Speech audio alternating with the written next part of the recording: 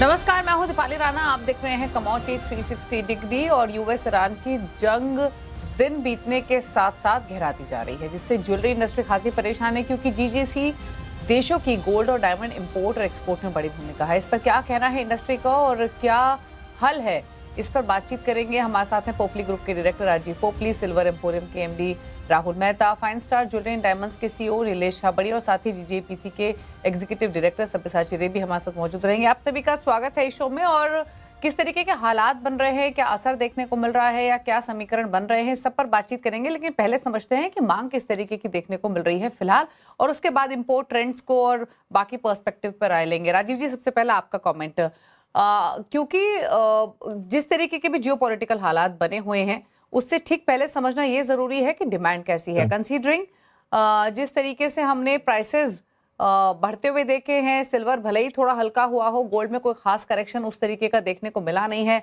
ऐसे में किस तरीके की डिमांड देखने को मिली है? क्या तेजी के भाव की वजह से मांग पर कितना असर देखने को मिला है? किस तरीके के हालात हैं पहले?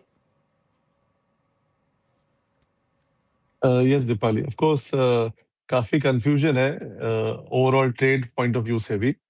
But when we look at demand, consumer demand इतनी कुछ खास नहीं है, but investor demand of course काफी इंटरेस्टिंग है उनके लिए, because they are able to buy at this low prices now. अभी इनफैक्ट आज भी प्राइस डिप हुई है, so it's a incentive buy, keeping in mind की वॉर सिचुएशन में भी गोल्ड रेट ये अभी अवेलेबल है। Normal jewelry demand-wise, we are still on the low ebb for now. Okay.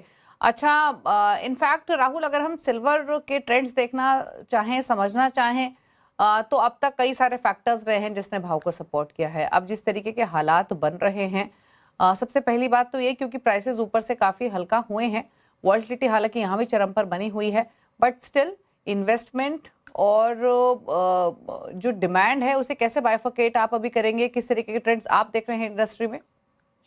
Ji, currently अभी जो मार्केट में सिल्वर की investment as well as articles की डिमांड देखने जाए तो काफ़ी लो चल रही है। उसका प्राइमरी रीज़न है वॉलेटिलिटी इन द मार्केट।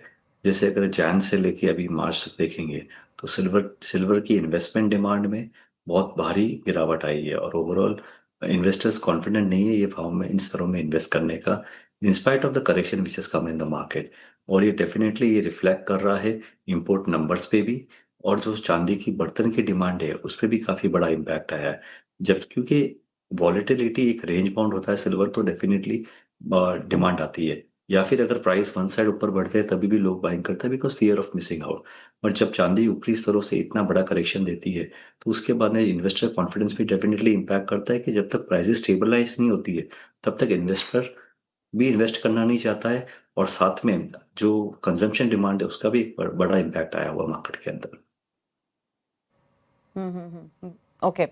अच्छा नीलेश जी, अगर हम डायमंड के पॉइंट ऑफ व्यू से समझें तो किस तरीके के फिलहाल दिक्कतें या सिचुएशन आप ऑब्जर्व कर रहे हैं, कंसीडरिंग कि वेस्ट एशिया में जिस तरीके के हालात बने हुए हैं, कंसीडरिंग कि इंपोर्ट एक्सपोर्ट में जो यूएई है उसकी काफ़ी बड़ी भूमिका है, फिर चाहे वो ज्वेलरी हो या डायमंड्स ही क्यों ना हो, किस तरीके के फिलहाल सिचुएशन देखने को मिल रही है? First of all thank you for having me. मेरा कहने का मतलब ये है कि आज जो दुबई इसराइल आपका जो मेन चौक होल्ड है, जो मेन जगह जहाँ पर मेजर कॉन्फ्लिक्ट हो रहा है, वो मेजर रफ ट्रेडिंग हब है आपका दुबई का। दुबई से सूरत इन और जो अपना मैन्युफैक्चरिंग हब है आपका सूरत, वहाँ पर अब 70% ऑफ द रफ डायमंड जो आते हैं वो दुबई से आते हैं, और वो सारा जो रफ आ रहा है वो 70% आज आने में दिक्कत हो रही है। सो देयर इज अ जो माल आना चाहिए और जो रफ की मटेरियल आनी चाहिए वो एक तरह से होल्ड पे आ गई है, बिकॉज आपके सारे फ्लाइट्स नहीं उड़ रहे हैं, आपके शिपमेंट्स नहीं हो रहे हैं, लॉजिस्टिकल हेडेक्स है। तो ये चीजें logistical data point of view से बहुत प्रॉब्लम है, क्योंकि करीबन ये सिर्फ एक रफ की पॉइंट ऑफ व्यू से नहीं, एक पॉलिश पॉइंट ऑफ व्यू से भी है कि भाई जो जो पॉलिश डायमंड बनते हैं या पॉलिश ज्वेलरी बनती है, जो ज्वेलरी में लगती है, डायमंड ज्वेलरी बनती है, जीसीसी आज approximately 36% of our market consume करती है। अब वो शिपमेंट जा नहीं रहे हैं, वो अटक गए हैं, वो नहीं जा रहे हैं, तो कहीं ना कहीं अपना मेजर चॉक होल्ड हो गया है अपने मेजर लॉजिस्टिक इशू की वजह से, जो आपका दुबई और इसराइल जो इजराइल भी एक ट्रेडिंग हब है जो अपना डायमंड पॉलिश खरीदता है, वो भी अटक गया है। तो कहीं ना कहीं this is affected the whole Indian diamond polished market in a very big way. This is a big problem because जब तक ये स्टेट ऑफ होमस जब तक ठीक नहीं होता है, जब तक ये ईरान का इशू नहीं चलता है, this will be a major issue for our industry. In fact Rajeev ji, अगर हम गोल्ड इंपोर्ट्स की बात करें तो कई देश हैं जहां से हम इंपोर्ट करते हैं, पर उसमें यूएई भी शामिल है, स्विट्जरलैंड भी है, साउथ अफ्रीका जैसे नेशंस भी हैं। अगर हम वॉर से पहले के इंपोर्ट ट्रेंड्स देखें तो वो किस तरीके के देखने को मिल रहे थे, और पिछले कुछ दिनों में किस तरीके की सिचुएशन पैन आउट होती हुई दिखाई दी है, कितना इम्पैक्ट आता हुआ दिखाई दिया है, फिर चाहे वो लॉजिस्टिक इश्यूज की वजह से हो या फिर वो फैक्टर्स हो जो कि अभी नीलेश भी जिक्र कर रहे थे। देखिए, ये जो डिस्कशन हो रही है, आप लोग को पहले समझना चाहिए कि जो मिडिल ईस्ट है, ये मिडिल ईस्ट क्या क्या जगह रखते हैं हमारा बिजनेस के लिए। लॉन्ग टर्म में पहले आप जो बोल रहे हैं एकदम सही बोल रहे हैं कि पहले हमारे जो इंपोर्ट होते थे वो साउथ अफ्रीका हब्स जो था वो लंदन था या न्यूयॉर्क था या स्विट्जरलैंड, ये हब्स था। हम गोल्ड के लिए बोल रहे हैं। अभी क्या हुआ है, थोड़ा दिनों में जो हमारा सेपा जब साइन हुआ और दुबई का गोल्ड के ऊपर हमारा जो 1% का हम लोग डिस्काउंट देते हैं इंपोर्ट ड्यूटी में, उसके जरिए 200 टन का उसका उधर से इंपोर्ट करने का हमारा वायदा हम लोग कर लिया है। तो वो 200 टन जो टोटल इंपोर्ट है उधर से होने लग गया है। दूसरा चीज क्या है कि वो जो ट्रेडिंग जो बोल रहे हैं, जैसे डायमंड का ट्रेडिंग का सबसे बड़ा जो बाजार है वो आपका दुबई है। ट्रेडिंग मतलब देखिए, अभी आप जो बोलेंगे हमारे इधर से फ्लाइट उधर से, दैट मीन्स कार्गो फ्लाइट इधर से दुबई जाना और उधर से दुबई से इंडिया आना, उसमें कोई प्रॉब्लम है ही नहीं। जितना हमारा जो हम लोग रेगुलर जो एक्सपोर्टर और इंपोर्टर के साथ कॉन्टेक्ट में है, लेकिन दुबई में जो ट्रेडिंग है वो trading hub is not working properly, क्योंकि बाहर का जो आदमी आता है उधर पर डायमंड देखने के लिए, भेजने के लिए, बाहर से जो दुबई आना वो थोड़ा इशू है। प्रैक्टिकली जो सुना है कि दुबई से जो सऊदी अरबिया जो फ्लाइट जाते हैं और जो बहरीन में फ्लाइट जाते हैं, क्योंकि दुबई इज अ हब, उधर से टोटल एक्सपोर्ट ये सब जगह पे जाते हैं। ये जो है उसका बहुत सारा बड़े दिक्कतें आए हैं। और उधर से भी लेट से जो गोल्ड जो यूरोप से आ रहे थे एटसेट्रा, ये दुबई का जो रिफाइनरी में जो गोल्ड का जो रिफाइन होता है उसका मेन एक सोर्स है रिसाइकल्ड गोल्ड है, उसमें भी थोड़ा इशू है। तो ऑल दीज इश्यूज लेके जो मार्केट में जो ये डिस्टेबिलेशन हुआ है उसके लिए जो प्रॉब्लम आ रहा है वही आ रहा है। बाकी जो आपका बिजनेस बोलेंगे कि ठीक है इधर आना उधर जाना, उसके लिए इंश्योरेंस कॉस्ट बढ़ गया है, आपका एयरलाइंस का फ्रेट कॉस्ट बढ़ गया है, उसमें कॉस्ट एक डिसएडवांटेज में चला गया है। बट लॉजिस्टिकली अभी तक हम लोग इतना कुछ नहीं देखा है कि दुबई और इंडिया के अंदर जो फ्लाइट में माल का जाना आना है उसमें कोई दिक्कत अभी तक नहीं आया है, इतना आपको हम बोल सकते हैं। ओके, इनफैक्ट सब्यसाची जी, मैं इस पॉइंट पर आऊंगी जो आपने मेंशन किया। पहले मैं एक क्विक कमेंट राजीव जी से और ले लेती हूँ। राजीव जी, जैसे अभी मिस्टर रे ने भी कहा, नीलेश को भी आप सुन रहे थे, अगर हम गोल्ड की स्पेसिफिकली बात करें, सूरत और मुंबई दोनों जो रीजन्स हैं ट्रेड के हिसाब से, फिर चाहे वो दुबई के साथ हो या रीजनल हब्स ही क्यों ना हो, कितना इंपॉर्टेंट है, कितना इम्पैक्ट फिलहाल देखने को मिल रहा है अगर हम परसेंटेज टाइम्स में देखें, सिर्फ लॉजिस्टिक बॉटलनेक्स की वजह से? जैसे मिस्टर रे ने भी कहा, there are certain areas which have got hampered and certain haven't, fortunately. But logistic reasons से Surat, Bombay, Dubai, this is a very important area of business anyways for the jewelry industry. And जो exports भी होता है via Dubai, काफी exports, re-exports भी होता है. As of now, situation in Dubai may not be stable for obvious reasons, but we all optimistic कि जैसे ये clear होगा, the route begins again. From flight point of view, and of course re-export is a major part from Dubai at all times. So ये हमारी production in India को भी काफी hamper कर सकता है अगर ये कंटिन्यू हुआ तो. As of now we are still in the wait and watch scenario to have an immediate impact on the entire cycle that fast. In fact इसी इम्पैक्ट पर सब्यसाची जी का कमेंट लेंगे, उससे पहले राहुल आपसे एक क्वेश्चन रहेगा।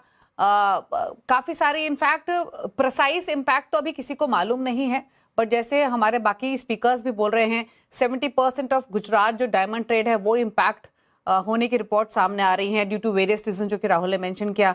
लगभग 400 से 500 जो रिपोर्ट्स है मैं उनकी बात कर रही हूँ, 400 से 500 पार्सल्स जेम्स एंड ज्वेलरी के डेली एक्सपोर्ट होते हैं दुबई के लिए। अगर सूरत और मुंबई की बात करें 200 से 300 इंपोर्ट होते हैं, तो वहां भी इम्पैक्ट देखने की पॉसिबिलिटी दिखाई दे रही है। एज अ इंडस्ट्री रिप्रेजेंटेटिव, आपका एनालिसिस, आपका रिसर्च क्या कहती है, क्या इम्पैक्ट आप देख रहे हैं with regards to imports and exports?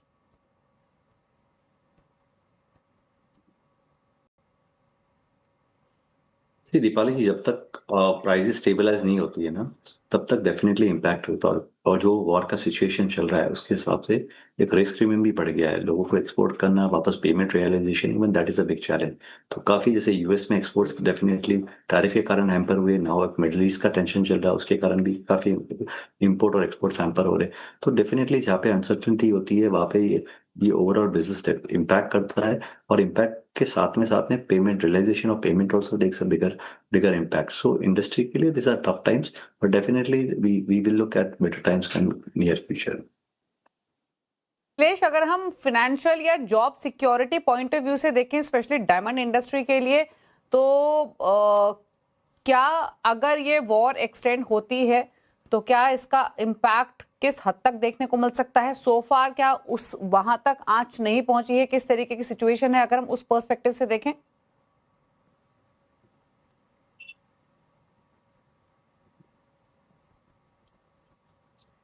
ये हमको नीलेश? बोल रहा है क्या?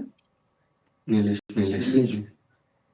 So from the business perspective तो क्या है कि अभी हम लोग को ये आ रहा है कि रफ जब तक आराम से आ रहा है in the Surat market, which I am feeling कि थोड़ा स्लोनेस है उसकी वजह से, तो वो अगर वो अफेक्ट होगा तो फिर आगे जाके इस तरह से अगर वॉर चला तो ये प्रॉब्लम आएगी। दूसरी, लॉजिस्टिकली क्या हो रहा है कि जो जिस तरह से क्रूड ऑयल का भाव बढ़ रहा है उससे आपका फ्लाइट एक्सपेंसेस बढ़ने वाले हैं, आपके पेट्रोल एविएशन फ्यूल जो बढ़ेगा उस वजह से एक्सपेंसेस बढ़ेगा, तो फिर वो शिपमेंट चार्जेस की एक्सपेंसेस होती है। आज हमें पॉलिश डायमंड जो बनाते हैं, ज्वेलरी बनाते हैं, वो शिपमेंट चार्जेस इंक्रीज हो रहे हैं। टुडे आज वो 30% बढ़ गया है। तो ये एक्सपेंसेस बढ़ने वाले हैं which is gonna create a problem for our exports. तो जब तक ये वॉर जब तक चलेगा उतना ही हमें दिक्कत आएगी, क्योंकि कस्टमर आज उन्होंने जो ऑर्डर दिया वो तो उन्होंने एक फिक्स भाव में दिया है, एक फिक्स इनकम में दिया, लेकिन ये एक एक्सपेंस जो आपका शिपमेंट चार्जेस है वो किसी ने कंसिडर ही नहीं किया है, क्योंकि फ्लाइट्स उस तरह से नहीं उड़ रही है जिस तरह से उड़नी चाहिए। कहीं ना कहीं वो शिपमेंट अगर दुबई जा रहा है, दुबई से कहीं और जा रहा है, वो अटक रहा है। So all these combinations are affecting our business in general. Secondly, आज अगर गोल्ड भी बढ़ रहा है इंडिया में कंजप्शन की वजह से भी, वो भी एक प्रॉब्लम है, क्योंकि डॉलर का रेट बढ़ रहा है उस वजह से गोल्ड भी बढ़ रहा है। तो ये एक ओवरऑल जियोपॉलिटिकल चैलेंज है ये वॉर की वजह से। जब तक ये वॉर चलेगा it will be a problem for export and domestic consumption also, क्योंकि जब आप ज्वेलरी जब खरीदते हो आपको स्टेबल गोल्ड प्राइस या स्टेबल सिल्वर प्राइस चाहिए। एज एन इन्वेस्टर आप इन्वेस्ट कर लोगे, बट एक ज्वेलरी कंजम्पशन, एक ज्वेलरी खरीदने की एक ताकत में आदमी चाहता है कि वो एक डायमंड, गोल्ड और डायमंड और वो सिल्वर प्राइस एक स्टेबल रहे। Stable prices are what the consumer wants, क्योंकि उसको वो डर ना रहे कि मैंने ज्यादा महंगा तो नहीं खरीद लिया या मैंने गलत टाइमिंग में खरीद नहीं लिया। वो डर नहीं होना चाहिए किसी कंजम्पशन को। So wars are not anywhere helpful for our business.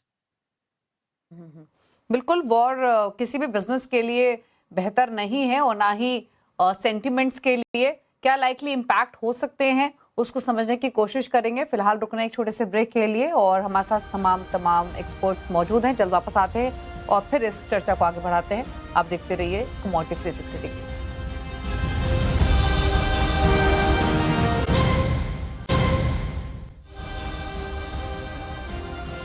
आप देख रहे हैं सीएनबीसी आवाज स्पेशल, और हम चर्चा कर रहे हैं कि जंग के हालात में जेम्स एंड ज्वेलरी इंडस्ट्री पे क्या असर देखने को मिल रहा है या क्या हालात बन रहे हैं।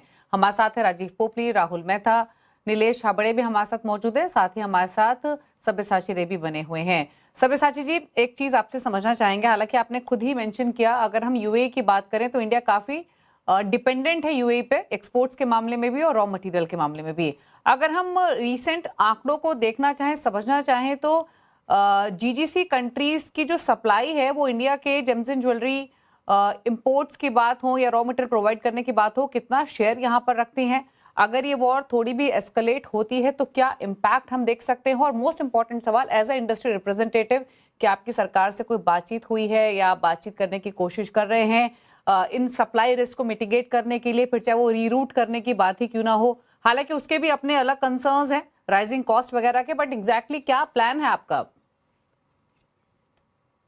देखिए दीपाली जी, हम लोग ये लेके रोज गवर्नमेंट के साथ बात कर रहे हैं। आप जो बोले हैं आंकड़ों से बारे में हम बात करते हैं, तो आप देखेंगे कि 35% जो है एक्सपोर्ट्स, तो हमारा टोटल जो 35% एक्सपोर्ट जीसीसी कंट्रीज को जाते हैं। टोटल जो है हमारा जो टोटल जेएमएनजी एक्सपोर्ट्स है, और इंपोर्ट जो है ये साल का बात कर रहे हैं, 25% इंपोर्ट वो कंट्री से आता है। आप रफ डायमंड बोलिए, गोल्ड बोलिए, सिल्वर बोलिए, ये टोटल इंपोर्ट 25%, और जेम्स एंड ज्वेलरी डायमंड्स बोलिए, जेम्स एंड ज्वेलरी बोलिए, 35% जा रहा है। तो आप समझ रहे हैं कि कितना इंपॉर्टेंट है टोटल जीसीसी कंट्रीज। और जीसीसी कंट्रीज में जितना एक्सपोर्ट है और इंपोर्ट है उसका 90% दुबई से होता है। तो if you take this number, ये सब नंबर लेते हैं, तो ये एकदम बहुत चिंता का विषय है, क्योंकि ये कंट्री में जाते हैं मतलब वो मंडी टाइप है। तो उधर पर सब बाहर आते हैं, उधर पर टूरिस्ट आते हैं, उसके पास वो एक्सपोर्ट का जो माल है वो बिकता है। और उधर से जो बाहर से, जैसे हम डायमंड्स का बारे में बोलते हैं, तो आप जानते हैं हाल ही में लास्ट ईयर में आप ही का चैनल में बहुत चर्चा हुआ है कि जीसीसी कंट्रीज जो है वो क्या किया कि उधर पर पाबंदी लगा दिया रशियन डायमंड्स के ऊपर। तो रशियन डायमंड्स खाली ट्रेडिंग के लिए आते हैं, दुबई में ही आते हैं, वो एंटवर्प में अभी नहीं जाते हैं। तो रशियन डायमंड 33% दुनिया का जितना रफ डायमंड आते हैं वो रशिया से आता है। तो वो डायमंड आना बंद हो जाएगा उधर से, तो 33% कम हो जाएगा। तो आप समझ सकते हैं कि हमारा कंट्री पर क्या असर गिरेगा। ये तो आया इंपोर्ट का। और गोल्ड का तो अभी बोला है कि 200 टन का गोल्ड का जो उधर से नहीं आएंगे तो बाकी जगह से आएंगे, तो वो उसके लिए हमारा कंट्री में जो 1% का जो छूट मिल रहा था वो मिलेगा नहीं। तो 38 तो कॉस्टली गोल्ड मिलेगा, वो दूसरा चीज है। तीसरा चीज जो है, सबसे बड़ी चीज जो है कि उधर पर जो ये जो टोटल आप जो बोल रहे हैं डाइवर्शन का बात कर रहे हैं, तो ये भी हम लोग एक स्टडी किया है। तो हम लोग जो डाइवर्ट किधर कर सकते हैं, मैक्सिमम हम लोग लेट्स से हांगकांग है, फार ईस्ट में कर सकते हैं, सिंगापुर एक्सेट्रा, बट उसका मार्केट किधर है? टोटल हमारा जो जीसीसी कंट्रीज जो जितना ये टोटल हमारा जो गोल्ड ज्वेलरी, जो टाइप ऑफ गोल्ड ज्वेलरी जाता है, जो अरब्स को जाता है या साउथ एशियन कम्युनिटी को जाता है, एक्सपैट्स को जाता है, उसका टोटल ज्वेलरी का मार्केट वो किधर पर हम लोग बेचने का जगह मिलेगा नहीं। तो उसी के लिए हम देखा कि हमारा टोटल ट्रेड के बाद भी 1.2 बिलियन डॉलर्स का नेक्स्ट 3 महीने में असर आ सकता है, इफ ये युद्ध बंद नहीं होता है और ये असर चलते रहते हैं। तो बिल्कुल, अगर ये वॉर एक्सटेंड, गवर्नमेंट के साथ जो आप बोल रहे हैं बात करने का जो कर रहे हैं, वही हम लोग रेगुलर बात करते हैं। तो उसमें जो राहतें मिलना चाहिए एक्सपोर्टर को, वो राहतें 2-3 तरह से हो सकता है। क्योंकि आप देखते हैं कि गोल्ड या डायमंड्स ये तो हमारा कंट्री में बनते नहीं है, तो इंपोर्ट करते हैं। तो इंपोर्ट कैसे करते हैं? बैंक से लोन लेके करते हैं। तो लोन लेकर मतलब इसका जो एक्सपोर्ट का जो टाइम है, रियलाइजेशन, जैसे अभी आप सुन रहे थे कि बायर का जो आप माल भेज रहे हैं उसका जो पेमेंट रियलाइजेशन टाइम लंबा हो जाएंगे।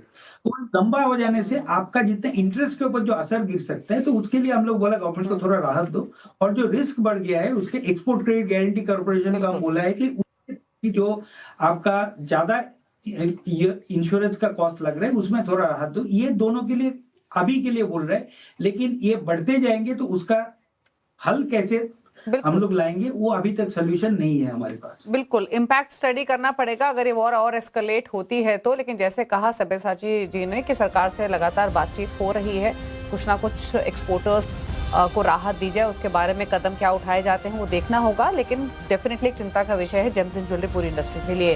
खैर, शो को समेटने का वक्त है। आप सभी का शुक्रिया, आप आए शो में और इस मुद्दे पर आपने बातचीत की, अपने विचार रखे, बताया किस तरीके की स्थिति बनी हुई है। Thank you so much. रुकने से के साथ एक ब्रेक के लिए। ब्रेक के उस पार भी खबरें जारी हैं CNBC आवाज पर।